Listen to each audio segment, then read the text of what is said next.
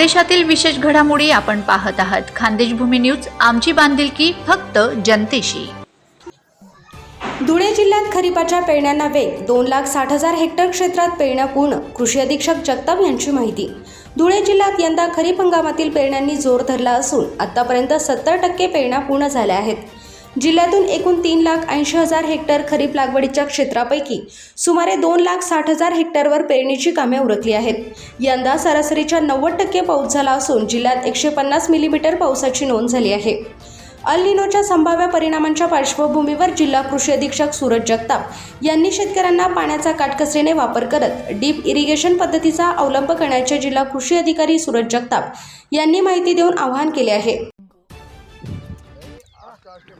नमस्कार.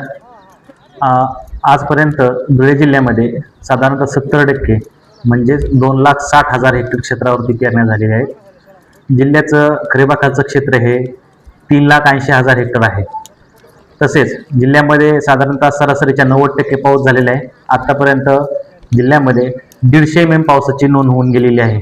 त्यामुळे सदरचा पाऊस हा सर्व भागामध्ये पडलेला असून सदर पावसामुळे पेरणी करण्यास काही हरकत नाही आहे. तरी अल निनोच्या पार्श्वभूमीवरती यावर्षी सर्व जिल्ह्यातील सर्व शेतकऱ्यांना आवाहन करण्यात येते की आपल्याकडे ड्रीप इरिगेशनची सुविधा असल्यास ड्रीपवरच पेरणी करावी अथवा पेरणी पश्चात ड्रीप हातरून यावर्षीचे सिंचन हे ड्रीपद्वारेच करावे.